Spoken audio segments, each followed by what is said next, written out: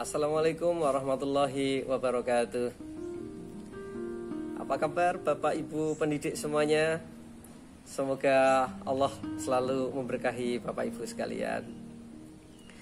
Pagi hari ini kita mau ngajak ngobrol soal kebijakan Pak Menteri Nadiem, yaitu Merdeka Belajar. Silakan Bapak Ibu ambil kopi dan tehnya. Mari kita ngobrol jarak jauh. Jadi salah satu kebijakan yang diambil Pak Menteri adalah Merdeka Belajar. Merdeka Belajar itu apa ya? Ya prinsipnya pendidikan yang memberikan kesempatan bagi semua putra-putri di sekolah untuk bisa tumbuh, berkembang sesuai dengan bakat dan potensinya masing-masing dengan cara yang gembira. Tidak ada stres, tidak ada rasa tertekan. Anak yang punya potensi musikal silahkan berkembang sesuai dengan bakatnya di bidang musik. Anak yang punya bakat di bidang logis matematis silahkan berkembang menekuni banyak pembelajaran matematika dan sebagainya. Nah, mari kita sambut kebijakan ini dengan gembira, karena kebijakan ini mungkin membuat kita semuanya terbebas dari rasa stres. Salah satunya adalah stres memikirkan RPP, karena Pak Menteri mendorong supaya RPP kita ini diambil intinya, bukan disederhanakan, tetapi diambil intinya. Yang kedua, kebijakan ini juga membuat kita semuanya lebih bisa berekspresi bagaimana membangun pembelajaran sesuai dengan realitas yang kita hadapi di tempat kita masing-masing, ya. Nah, agar kebijakan ini bersambut, apa yang perlu kita lakukan? Ya, yang pertama,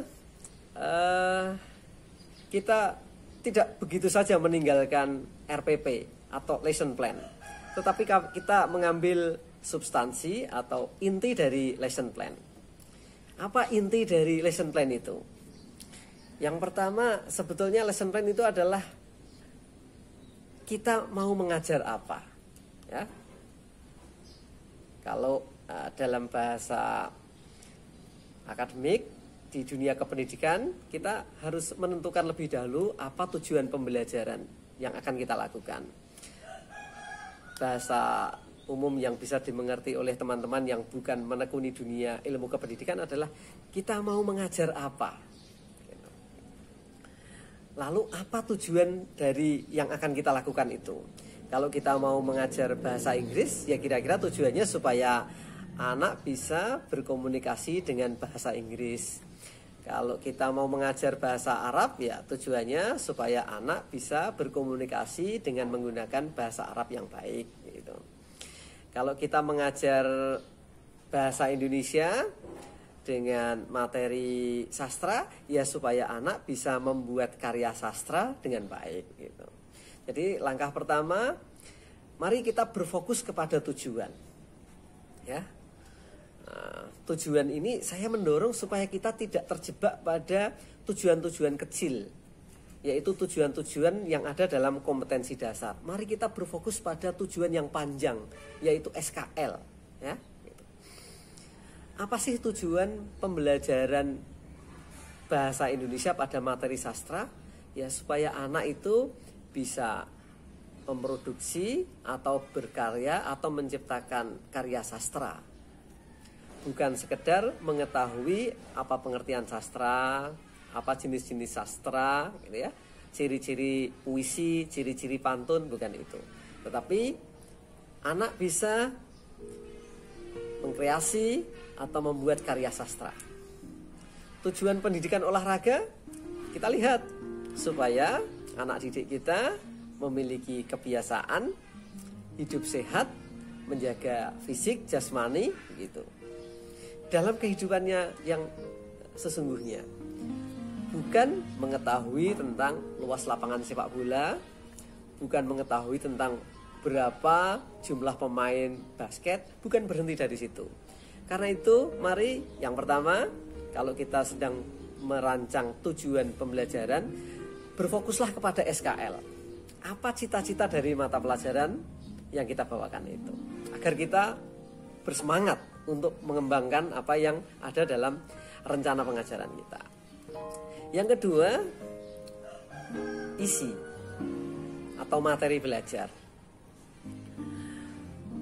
Pilihlah materi belajar yang, kalau menurut istilah kurikulum darurat sekarang ini, pilihlah materi yang esensial. Apa materi esensial itu? Ya materi yang betul-betul ada kemanfaatannya bagi anak-anak gitu. Kita jangan terlalu banyak mengajarkan materi. Misalnya kita mengajarkan 10 materi, ternyata yang meaningful, bermanfaat bagi kehidupan anak-anak hanya 3. Tetapi kita menghabiskan waktu untuk mengajarkan semua materi itu. Mari kita memilih materi yang betul-betul esensial. Jangan terjebak pada sekuan materi yang harus diajarkan, mulai dari pengertian, ya, tanda-tanda dan sebagainya. Jangan itu. Bolehlah itu diajarkan sebagai sebuah pengantar pembelajaran, tetapi itu bukan menjadi fokus. Nah, kita seringkali melihat materi yang diajarkan itu, yang pertama kadang-kadang kurang meaningful, nggak ada hubungannya sama kebutuhan anak-anak. Yang kedua, materinya terlalu berat. Saya pernah membaca buku pelajaran anak SD kelas 4 mempelajari tugas-tugas dan kewenangan Mahkamah Konstitusi. Menurut Bapak Ibu bagaimana? Kalau menurut saya itu belum waktunya. Kalaupun anak-anak kelas 4 SD itu hafal apa tugas dan kewenangan Mahkamah Konstitusi, itu hafalnya ya, tanpa pemaknaan yang mendalam. Dan itu belum terlalu dibutuhkan bagi anak-anak. Ada lagi anak kelas 5 belajar tentang sistem representasi, ya, sistem pemilu kita. Ada lagi belajar tentang tugas legislatif, ya, tugas DPR. Nah, saya rasa ini belum waktunya bagi anak-anak. Kalaupun mereka bisa menjawab, jawabannya itu dipaksakan karena otaknya belum mampu berpikir realitas tentang apa yang dinamakan Mahkamah Konstitusi, apa yang menjadi tugas dan kewenangan DPR dan sebagainya. Ada lagi misalnya masih kelas 5 SD sudah belajar tentang sistem perekonomian. Soalnya adalah manakah bentuk badan usaha yang tepat berikut ini. A, firma, CV, PT, dan sebagainya. Ini saya rasa belum semuanya menjadi makanan belajar bagi anak-anak seusia itu, ya. Jadi pilihlah materi yang tepat sesuai dengan kemampuan dan tingkatan berpikir anak-anak. Yang kedua, yang meaningful, bermanfaat bagi mereka. Yang ketiga, mari kita sambut kebijakan Merdeka Belajar ini dengan memilih metode belajar yang tepat, ya.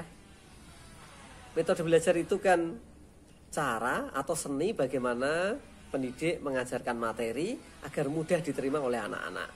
Anak-anak juga kalau diajar dengan metode yang mudah, menyenangkan, itu mereka menjadi lebih antusias. Dan kalau dalam teori, siapa yang belajar dengan antusias, itu tingkat responnya lebih baik. Kalau responnya lebih baik, maka tingkat penerimaannya juga lebih baik.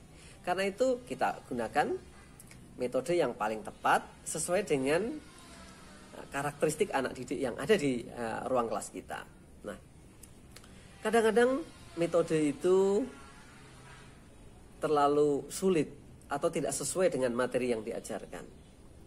Misalnya, saya kasih contoh sederhana. Untuk belajar membaca Al-Quran, nggak cocok itu dengan metode diskusi. Membaca Al-Quran itu ya cocoknya dengan demonstrasi. Ada lagi materi belajar sastra, berkreasi atau menciptakan karya sastra, metodenya demonstrasi. Ya nggak cocok, karena sastra itu art, ya, seni. Metodenya ya berkreasi. Coba mari kita pilih metode-metode yang memudahkan agar anak itu senang belajar dan mudah menerima materi yang kita delivery atau yang kita sampaikan. Saya membandingkan ini, mungkin tidak equal persis. Orang-orang yang mau ke luar negeri itu, yang bekerja di luar negeri, mereka hanya kursus bahasa asing, mungkin bahasa Inggris atau bahasa Korea atau bahasa Arab, hanya 2 bulan. Tetapi mereka kemampuan komunikasinya siap kalau digunakan di negara sana. Nah, pertanyaannya, mengapa ya anak-anak kita yang sudah SMA atau bahkan sebagian mahasiswa itu kalau diminta monolog ngomong 10 menit aja bahasa Inggris itu jarang yang bisa. Ngomong 10 menit aja bahasa Arab jarang yang mampu gitu. Jadi apa di sini yang menjadi evaluasi adalah pilihan metodenya. Ya. Kalau kita mengajar bahasa Inggris, berfokuslah bagaimana supaya anak bisa berbicara bahasa Inggris. Cara pembelajarannya silakan Bapak Ibu pilih mana di antara metode yang paling memungkinkan. Ya. Yang berikutnya lagi, alat atau media. Nah, mari kita kembangkan budaya merdeka belajar ini dengan cara kita mengembangkan media atau alat yang paling sesuai, bermanfaat, dan menggembirakan anak-anak. Nah, saya mau sedikit evaluasi ini. Selama beberapa waktu yang lalu, kita seringkali menganggap yang namanya LCD, ya, monitor yang kita gunakan di kelas-kelas itu sebagai sebuah alat atau media yang canggih. Kok saya melihatnya sebaliknya gitu. Belajar yang baik itu adalah belajar yang anak didik dan gurunya berinteraksi, bertemu langsung dengan objek yang dipelajari. Kalau belajar mengenai tanaman, bagaimana tumbuh kembangnya sejak hari pertama dia ditanam di dalam media tanam, ya, itu belajar yang baik ya. Anak bertemu dengan media tanam, bertemu dengan benihnya, setiap hari mengamati itu. Nah, karena kesempatan itu tidak ada, ruangnya tidak tersedia, maka diwakilkanlah dengan teknologi yang namanya LCD itu. Tapi sebetulnya LCD itu bukanlah media yang terbaik. Yang terbaik adalah anak didik bertemu dengan objek atau benda yang kita sedang pelajari. Belajar bagaimana cara mencampur warna, bukan dengan cara melihat video atau monitor bagaimana warna A ditambah warna B nanti jadinya apa. Bukan itu. Media belajar yang baik, alat belajar yang baik ya tabung disertai dengan warna-warna yang akan dicampurkan. Jadi kalau selama ini kita menganggap LCD itu sesuatu yang canggih, saya kok melihatnya sebaliknya. Itu adalah keterbatasan kita menghadirkan objek belajar yang sesungguhnya dengan cara visual.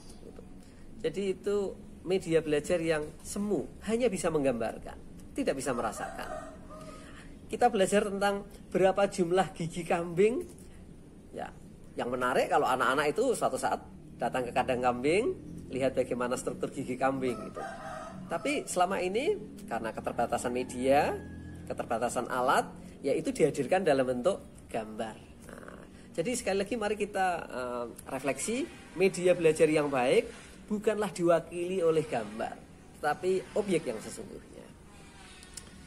Yang terakhir, apa yang perlu kita persiapkan agar kita bisa menikmati kehidupan merdeka belajar ini adalah kita memilih alat evaluasi yang tepat dan sesuai dengan apa yang menjadi tujuan kita belajar. Kalau tujuan belajarnya anak bisa berkreasi, misalnya menciptakan anyaman gitu, dalam evaluasinya tidak perlu itu ditanyakan apakah jenis-jenis keterampilan, apa yang disebut dengan keterampilan berbahan dasar anyaman itu, sebutkan macam-macamnya. Enggak itu. Langsung saja anak kita bawa ke satu suasana, dia berkreasi, menampilkan produknya atau karyanya. Itu adalah evaluasi yang genuine, yang otentik. Kalau kita mengajar bahasa Inggris, evaluasinya bukan anak-anak diminta mengerjakan soal yang sifatnya gramatik, ya, tetapi mintalah anak-anak untuk berkomunikasi supaya kelihatan apa betul anak itu sudah mampu atau mencapai tujuan pembelajaran yang kita rencanakan dari awal. Cobalah kita berevaluasi sedikit. Kita ini melihat realitas di mana pelanggaran lalu lintas di jalan masih banyak. Bukankah itu pernah dipelajari di sekolah? Nah, kenapa itu masih terjadi? Sepertinya ada gap antara apa yang diajarkan dalam dunia pendidikan dengan realitas kehidupan. Nah, agar gap itu tidak makin panjang, mari kita usahakan dengan cara memilih alat belajar dan alat evaluasi yang sesuai. Mengapa persoalan hukum kita itu masih banyak, padahal orang itu banyak tahu tentang apa fungsi hukum, apa tujuan hukum dan sebagainya. Karena dalam pembelajaran, evaluasi yang dibangun bukan menciptakan anak didik yang sadar dan berperilaku taat hukum, tetapi masih pada batasan-batasan definitif, batasan-batasan konseptual. Marilah kita sambut semangat Merdeka Belajar ini dengan kita mulai tradisi semangat Merdeka Mengajar. Semangat Bapak Ibu untuk memilih tujuan pembelajaran, materi yang sesuai, metode yang memudahkan, dan alat evaluasi yang betul-betul bisa mengukur apa kemampuan anak didik kita. Terima kasih, semoga Allah memberkahi Bapak Ibu sekalian. Assalamualaikum warahmatullahi wabarakatuh.